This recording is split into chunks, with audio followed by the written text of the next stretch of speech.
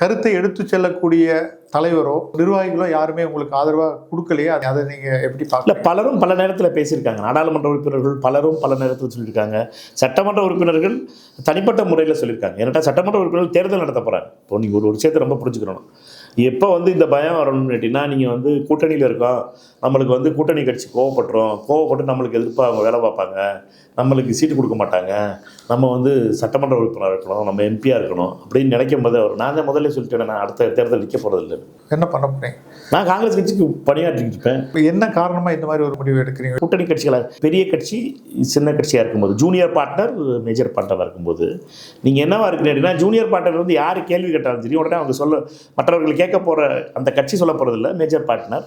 But அந்த கட்சியை சார்ந்த நபர்கள் சொல்கிறது என்னென்னா அடுத்த தேர்தலுக்கு நிற்கணும்ல நீங்கள், அதனால் கொஞ்சம் அடக்கி வாசிக்கணும்ல அப்படிங்கிற வார்த்தை தான் வரும்.